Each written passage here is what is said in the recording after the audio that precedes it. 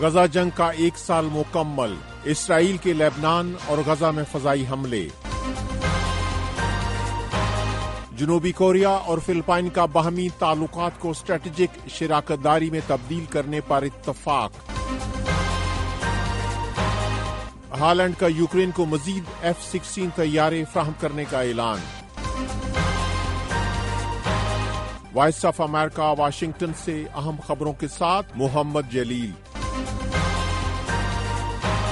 اسرائیل میں 1 سال قبل فلسطینی عسکری تنظیم حماس کے حملے کی پہلی برسی کے موقع پر اسرائیل میں مختلف تقریبات کا اہتمام کیا گیا ہے۔ 7 اکتوبر کو فلسطینی عسکری تنظیم کے حملوں میں 1200 افراد ہلاک اور متعدد کو یرغمال بنا لیا گیا تھا، جس کے بعد اسرائیل نے غزہ میں حماس کے خلاف جوابی کارروائی شروع کر دی تھی۔ یہ برسی ایک ایسے وقت منائی جا رہی ہے جب اسرائیل کی غزہ میں فضائی کارروائیوں کے ساتھ ساتھ لبنان کی عسکری تنظیم حزب اللہ کے ساتھ بھی جھڑپیں جاری ہیں۔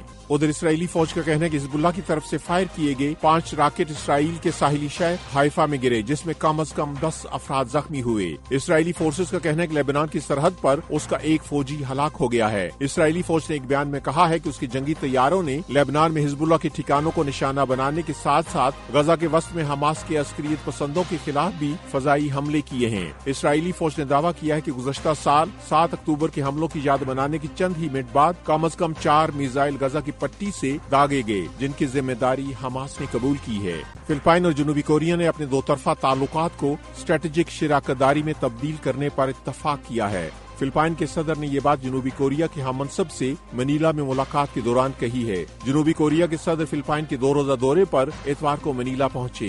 دونوں رہنماؤں نے بحیرہ جنوبی چین اور جزیرہ نما کوریا کی صورتحال سمیت کئی باہمی امور پر تبادلہ خیال کیا ہے۔ اس موقع پر دونوں ممالک نے کوسٹ گارڈز کے درمیان تعاون بڑھانے اور جوہری توانائی کے شعبے میں مفاہمت کی یادداشتوں پر دستخط کیے۔ اس موقع پر جنوبی کوریا کے صدر نے کہا کہ جنوبی کوریا اور فلپائن سلامتی کے شعبوں میں اپنی شراکت داری کو مضبوط کریں گے۔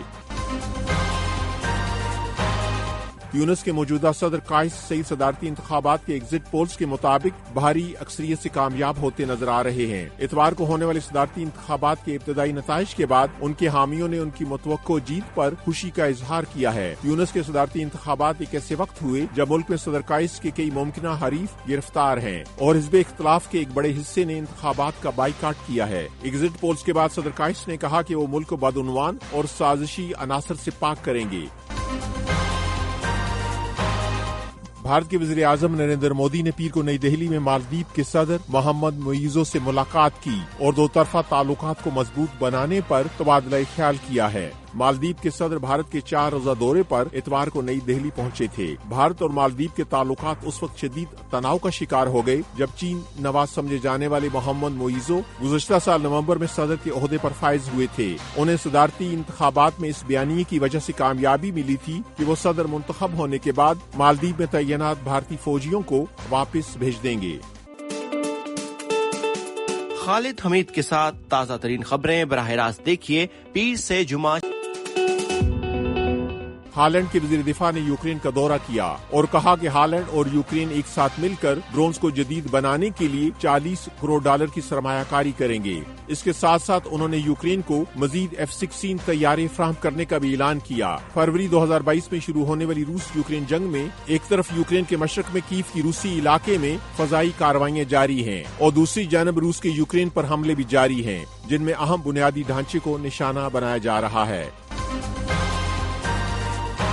وائس آف امریکہ واشنگٹن کی اردو سروس سے خبروں کا یہ بلیٹن اب ختم ہوتا ہے۔ میں ہوں محمد جلیل اور ایڈیٹر تھی سارہ حسن۔